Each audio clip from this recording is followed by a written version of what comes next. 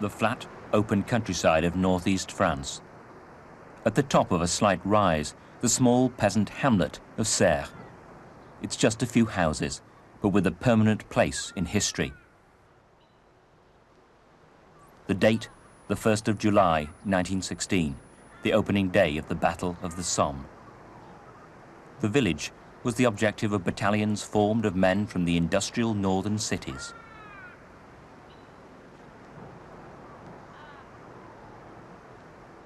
They came from Leeds and Bradford, Sheffield, Barnsley and Accrington, men commonly known as the Pals.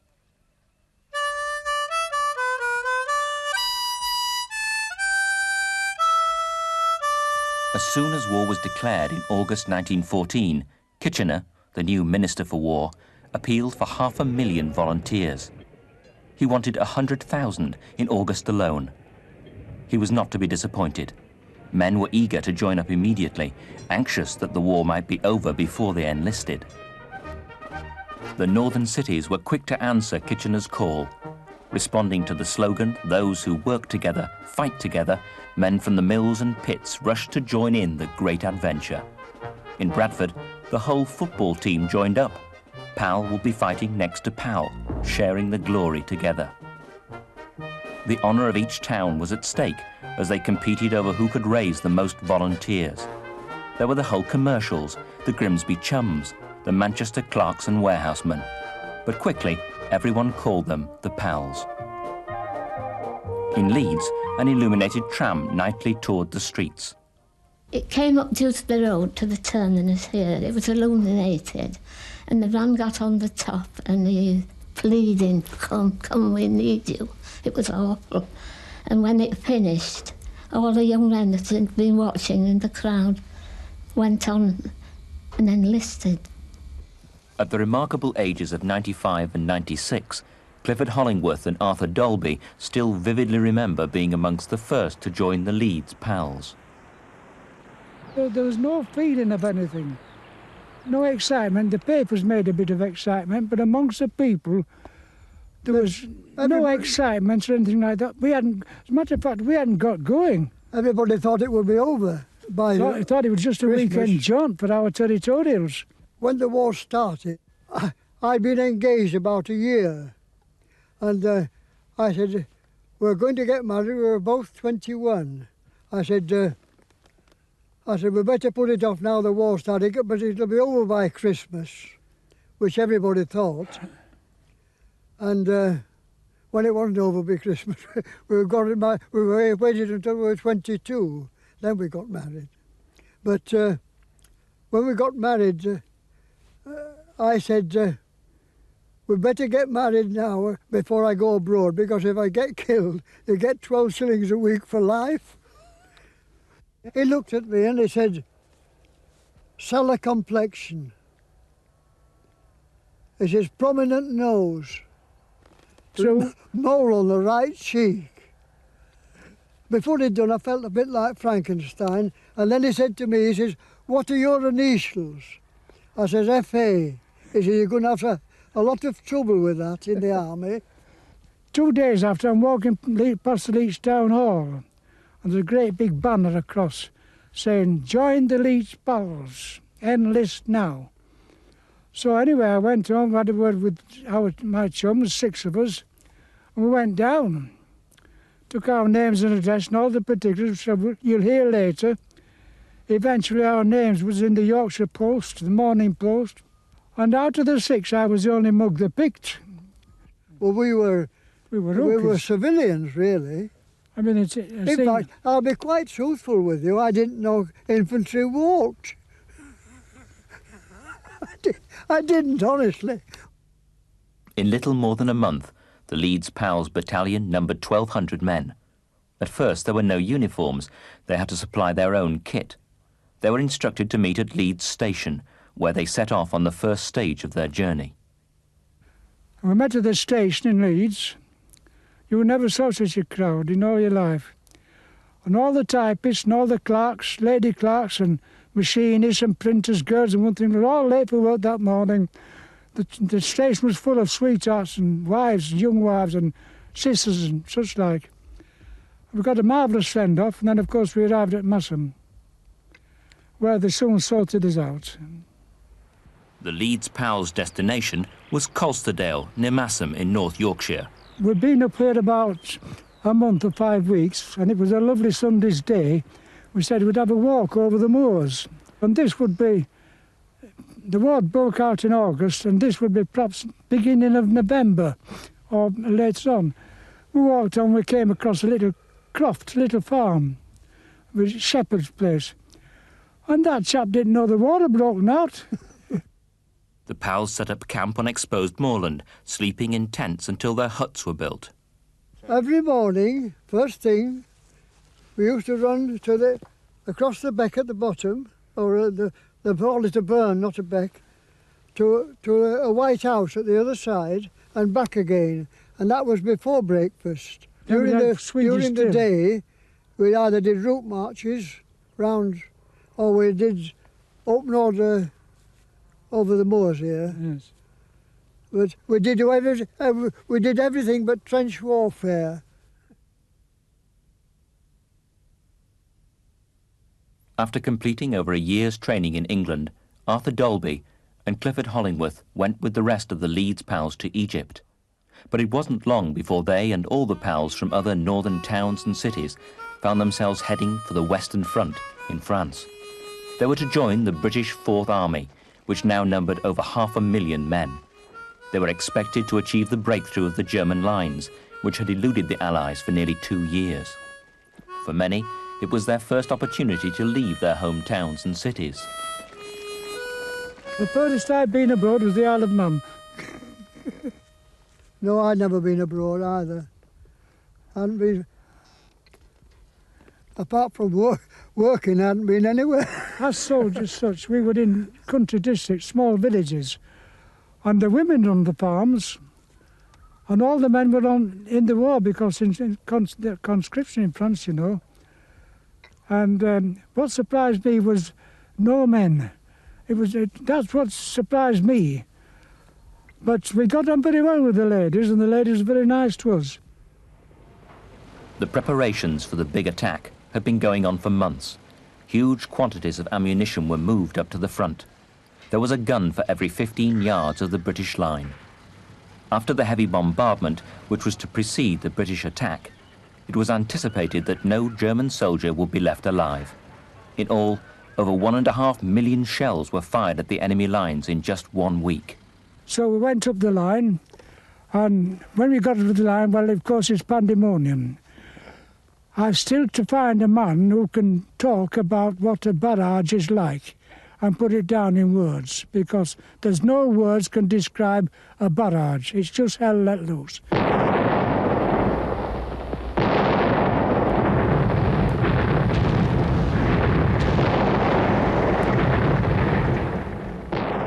Some army officers were so confident of the success of the artillery bombardment that many of the PALs were ordered to walk across no man's land towards the German positions. But other officers were not so sure. The brigadier was very candid and told us that he had been engaged in similar attacks, and very few of the subalterns returned alive.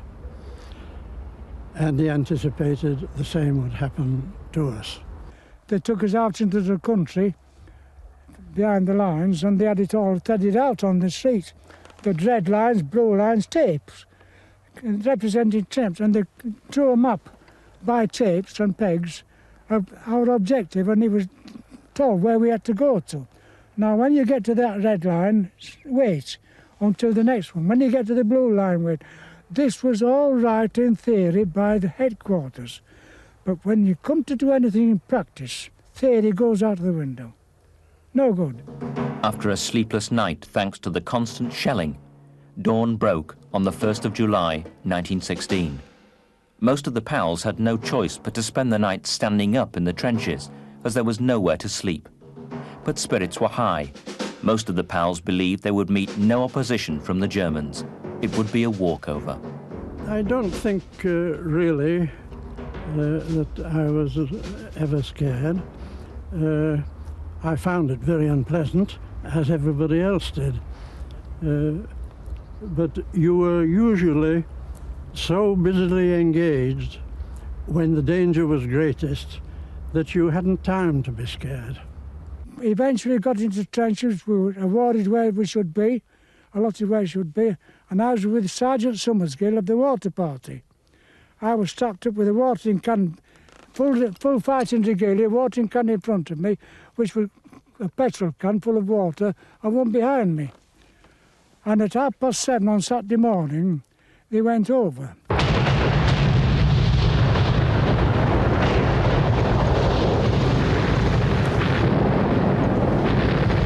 And so the pals went over the top together.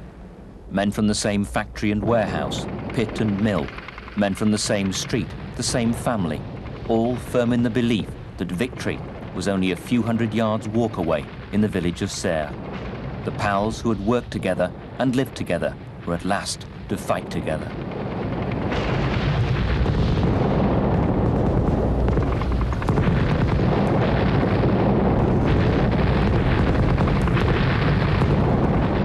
But very quickly, it became clear that things were going very badly wrong for the pals. The German defences had not been destroyed. Many pals never even left their trenches. Those who did found themselves defenceless in no man's land. As they picked their way through the gaps in their own barbed wire, they were an easy target for the German machine guns. In the first hour of the attack, more than 30,000 British soldiers were killed or wounded. Men from all the PALS battalions suffered particularly badly. As one PAL put it, they were mown down like meadow grass.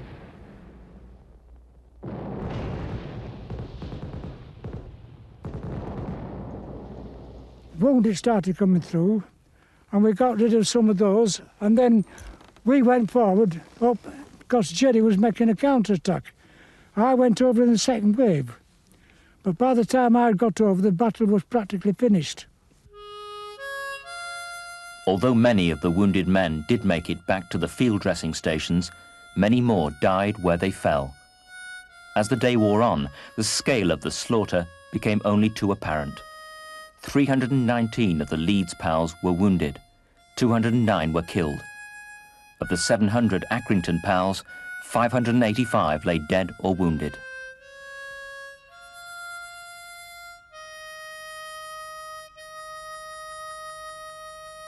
But some of our colleagues got into Serres village. That was our objective.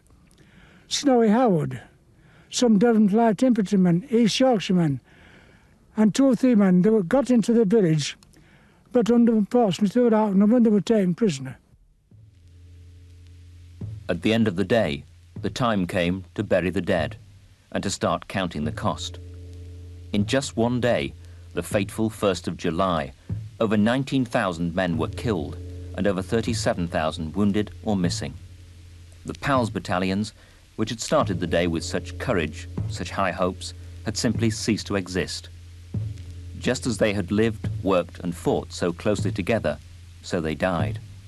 As one PAL put it, we were 2 years in the making and 10 minutes in the destroying.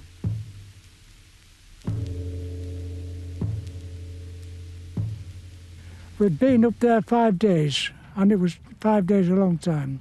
47 marched out. And out of that 47, there was 25 were slightly wounded. I'd been wounded on the nose there. Small bits of shrapnel, you know, just brought blood, but not enough to go down. Other lads had bits of shrapnel in their face and in their arms, such like in the legs, but not out of that 47, there weren't casualties as such. So then we went to Mailey, which is near a sugar refinery, where we were given a meal. And it's rather funny, in 1940, 42, 34, during the war, a friend of mine who I'd been working with some years, we were talking about the war, and he'd been in the war, and this chap says, yes, we made you your breakfast when you come out of the line, 47 of you. And we all felt sorry for you. I says, just because we're damned hungry. Back in England, it took time before the full scale of the disaster became known. But first, the newspapers celebrated a great victory. But day by day, as details of the enormous casualties filtered through, realization dawned. The tragedy became most immediately apparent in the northern towns and cities, which had so proudly recruited their pals 2 years before. In the small enclosed communities, whole streets had lost all their menfolk.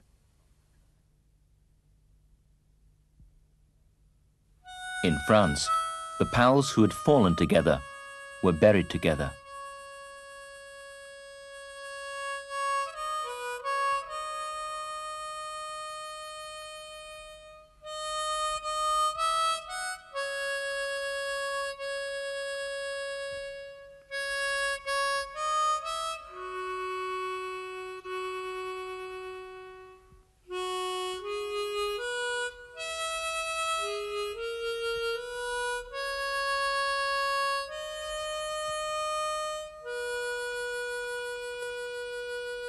The few pals who survived the dreadful slaughter joined other battalions.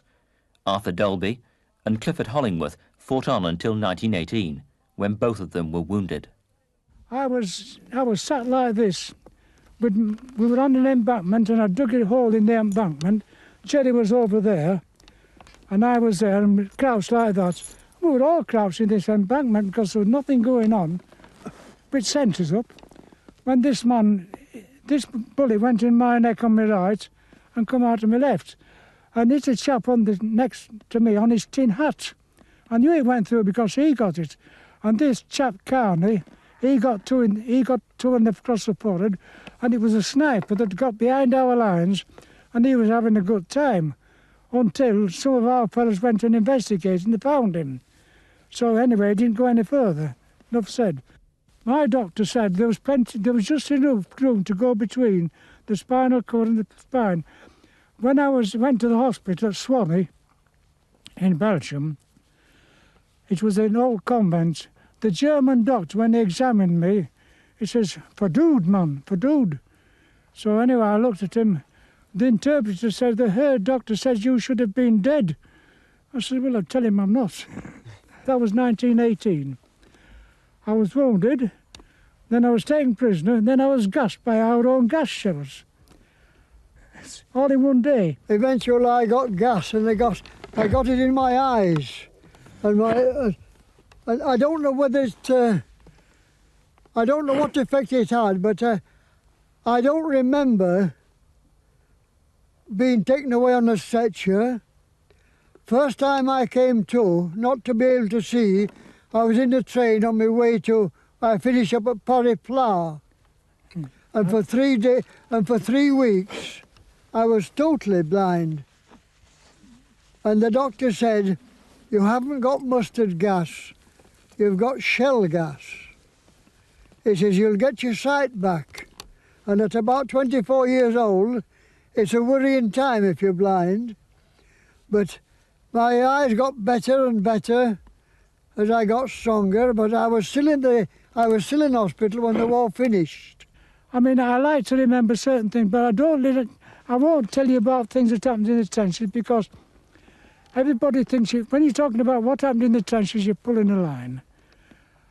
We were all there, we all did our duty. And if you did anything above what was your duty, that was that you did your duty, that's all.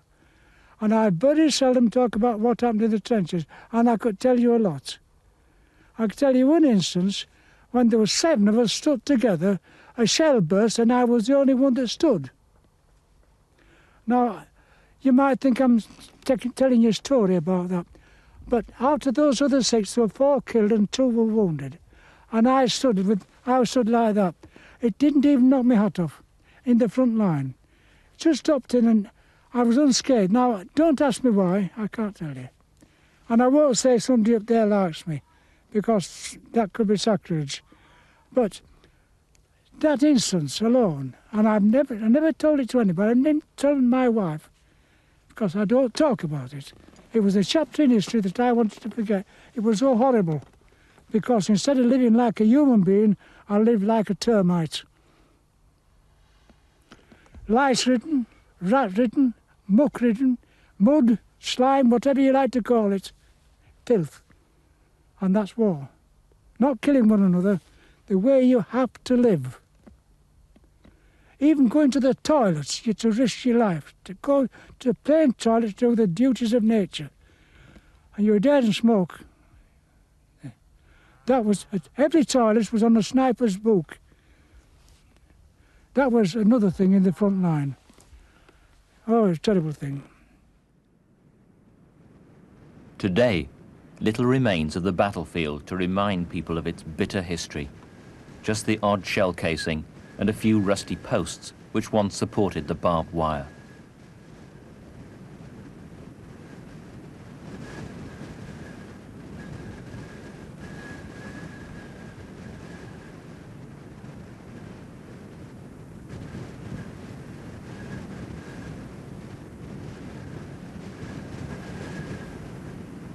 The trenches and shell holes have long since been filled in and ploughed over, but in one or two places, sections have been preserved as a permanent memorial.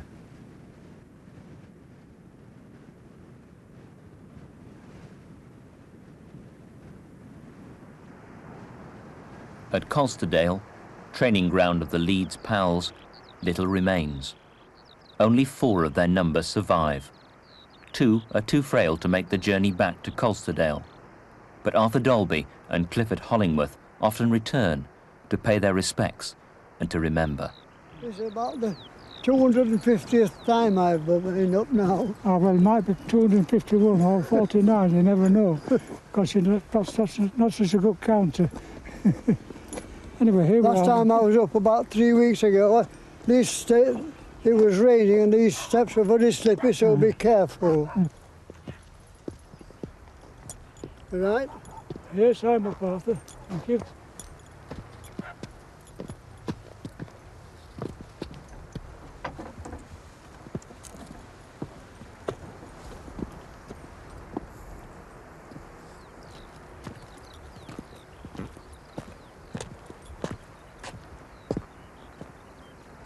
They shall grow not old, as we to the left grow old. Age shall not weary them, nor the years condemn. At the going down of the sun, and in the morning, we will remember them. They gave up all their tomorrows, so that we might have our todays. Amen.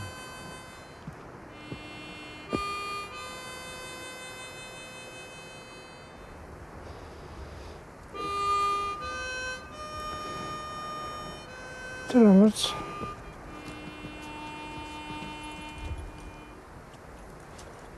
All right.